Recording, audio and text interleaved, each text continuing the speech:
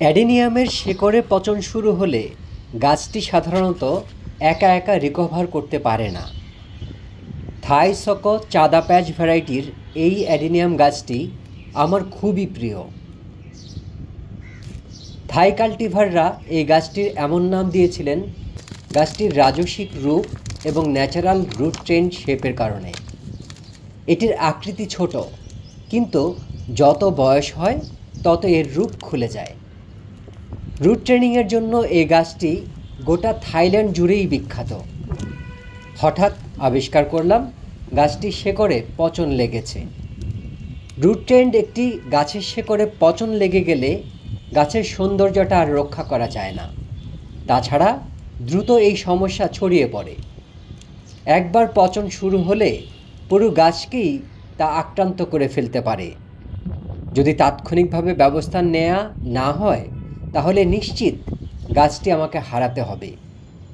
এ কারণে এই বর্ষাতে যখন এই গাছটি গ্রোথ নিচ্ছিল তখন এটিকে থামাতে হচ্ছে। সাধারণত বর্ষায় অ্যাডেনিয়াম রিপোর্ট না করাই উত্তম, কিন্তু এ অবস্থায় আর উপায় নেই।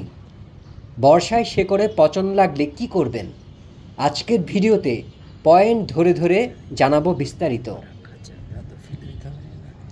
প্রথমত, গাছটি পট থেকে বের করুন। শেকড়ের অবস্থা ভালোভাবে দেখতে হলে প্রথমে গাছটি পট থেকে বের করাই প্রয়োজন। 2, পচে যাওয়া অংশ কেটে ফেলুন। কালচে, নরম বা ভিজে ধরনের সব শেকড় কেটে ফেলুন। 3, কাটার পর শুকাতে দিন। শেকড় কাটার পরে গাছটিকে 2-3 দিন ছায়ায় উল্টো করে ঝুলিয়ে রাখুন, যেন কাটা অংশ শুকিয়ে যায় এবং ছত্রাক বা ব্যাকটেরিয়া ছড়াতে না পারে। 4, ছত্রাকনাশক ব্যবহার করুন। শুকানোর আগে কাটা জায়গাগুলোয় ফাঙ্গিসাইড লাগাতে পারেন, যেমন কপার অক্সিক্লোরাইড বা থাইরাম। আমাদের দেশে যেসব ছত্রাকনাশক পাওয়া যায় তার মধ্যে সবচেয়ে কম দাম ম্যানসার। ভারত থেকে যেসব ছত্রাকনাশক বাংলাদেশে আসে সেগুলোর দাম তুলনামূলকভাবে একটু বেশি, যেমন সাফ। এরপর ভালো ড্রেনেজযুক্ত মিডিয়াতে পুনরায় গাছটি রোপণ করুন। নতুন, শুকনো ও দ্রুত পানি নিষ্কাশনকারী মিডিয়াতে গাছটি পুনরায় লাগান। পানি দেওয়া বন্ধ রাখুন।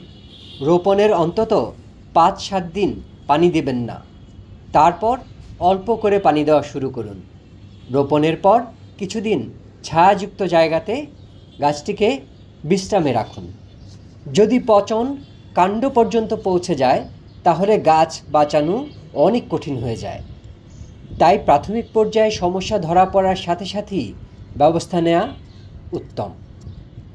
আপনি চাইলে আপনার অ্যাডেনিয়ামের ছবিও দিতে পারেন, দেখে আরও নির্দিষ্ট পরামর্শ দিতে পারবো আমি।